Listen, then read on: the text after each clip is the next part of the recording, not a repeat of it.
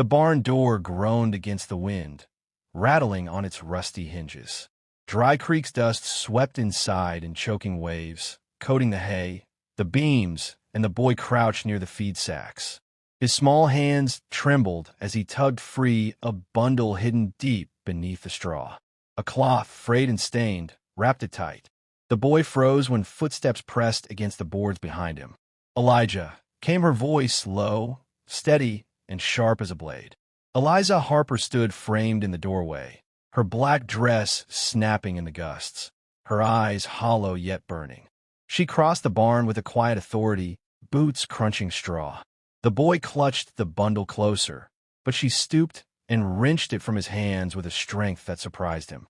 "This ain't for you to see," she whispered, voice cracking against the storm outside.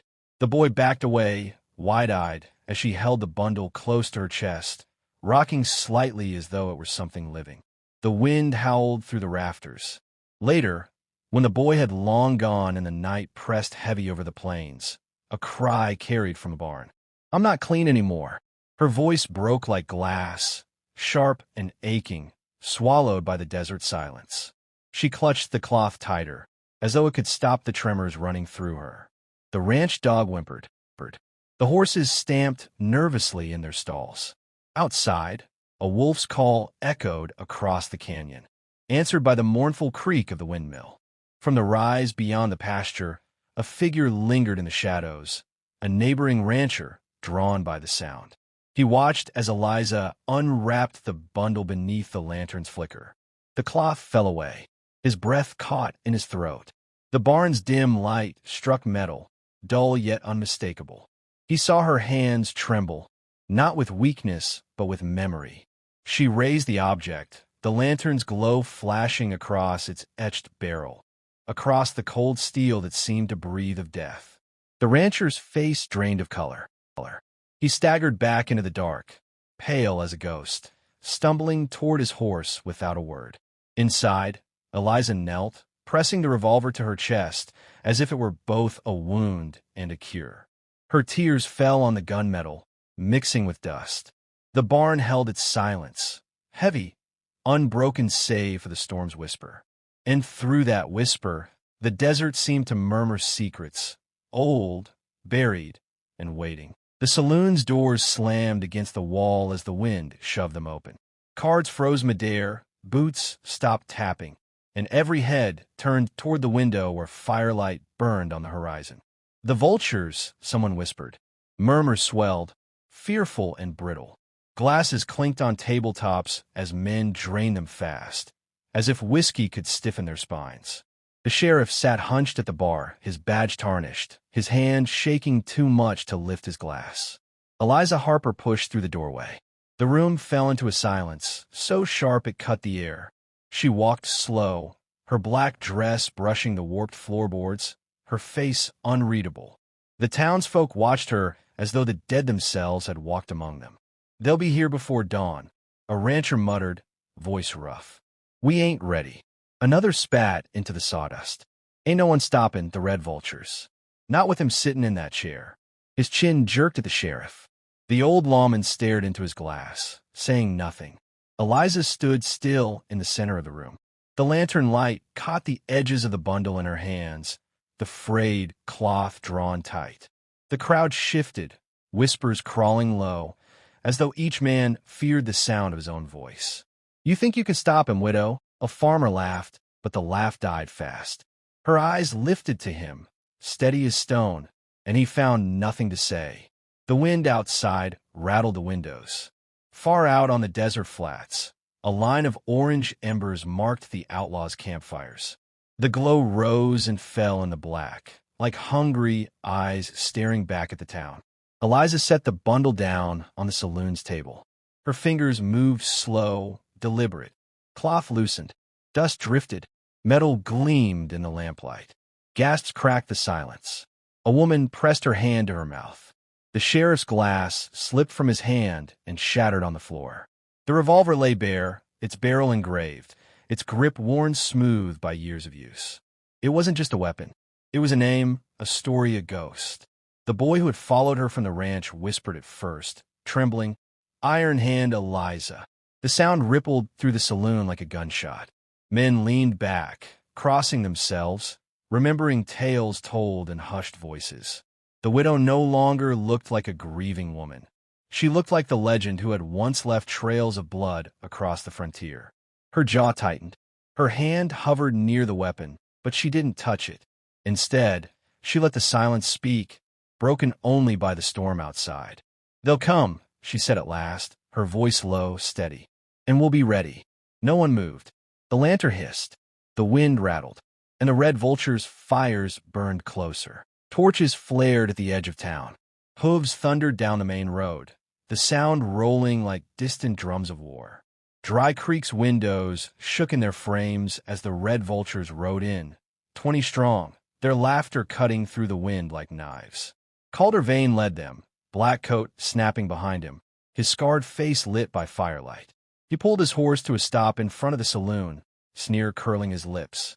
"Dry Creek," he bellowed, voice echoing off the false front buildings. "Your time's come due. Tribute on the table, or blood on the dirt." No one answered. The street lay empty, shutters drawn tight. The only sound was the restless shifting of horses and the hiss of torch fire. Then the saloon doors creaked. Eliza Harper stepped into the road.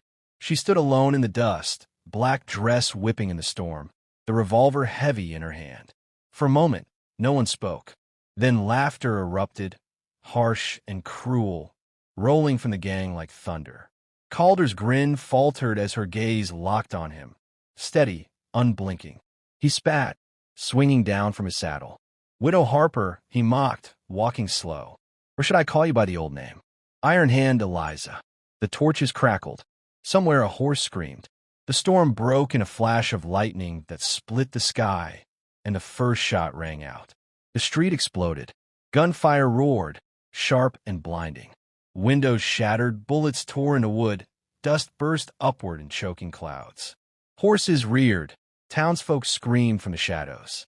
Eliza moved steady, each step measured, her revolver bucking in her hand.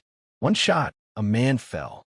Another, and the torch in his grip tumbled, sputtering into the dust. The Red Vultures surged forward, but her aim cut them down one by one. Sparks lit the night as lead tore against iron, against stone. Each report of her gun cracked like judgment, merciless, unerring. Calder's men faltered, their laughter drowned in panic, but he pressed forward, eyes burning. "Eliza," he roared above the chaos. "You can't wash the blood from your hands. You'll never be clean." Her jaw clenched. She stood firm in the storm, her revolver rising with the weight of 1,000 sins. "I ain't trying to be clean," she said, voice steady as steel. "I'm trying to be finished." Calder drew. The world narrowed to the span of breath, the flick of a wrist, the crack of thunder. 2 shots fired. The night held its breath. Calder staggered, mouth open, eyes wide with disbelief. Blood spread, dark across his chest. He dropped to his knees, then to the dust. Silence fell. The gang broke, fleeing into the desert, torches abandoned in the dirt. Eliza stood alone in the street, revolver smoking, storm clouds rumbling overhead. The storm of lead was over. Smoke curled above the street, hanging low in the dawn air. The silence was heavy, broken only by the drip of blood onto dry earth and the slow creak of a sign swinging in the breeze. Eliza Harper stood where Calder had fallen, revolver still warm in her hand. The dust around her boots was dark with his blood. Her shadow stretched long across the empty road as the first pale streaks of sunlight broke the horizon. The townsfolk began to emerge, one by one, from behind shuttered doors and splintered windows. Faces pale, eyes wide. They looked not at the bodies scattered in the dust, but at her, the widow who had walked into the storm and silenced it. The sheriff shuffled forward, hat in hand, his voice caught in his throat. He tipped the brim low, unable to meet her eyes. No words came. None were needed. A boy, the same who had seen the cloth in her barn, stood at the edge of the boardwalk, bare feet planted in the dust. His gaze clung to the revolver, then to her face, half in awe, half in fear. Eliza lowered the weapon. The smoke drifted thin from its barrel before the wind carried it away. She knelt, wrapped the revolver once more in its frayed cloth, and tied the knot tight. "I'm still not clean," she murmured, voice soft, meant for no ears but her own. "But maybe I'm forgiven a little." She rose and turned without another word. The street parted before her as she walked, dust rising with each step, trailing behind like a cloak. The wind carried her away, back toward the open plains, back toward the lonely ranch that waited on the horizon. She did not look back. An old voice lingered in the silence she left behind, spoken not aloud but in memory, the kind of voice that would carry through generations. And so it was that Dry Creek was spared, not by sheriff nor by law, but by a widow who bore her sins like chains. They called her Ironhand Eliza, and her legend was carved in dust and blood. When the thunder rolls and the wind moans low, some say you can still hear her name, carried across the desert, whispered on the wind. The town stood silent, watching until she was gone, until the storm was nothing more than a story, and the dust settled,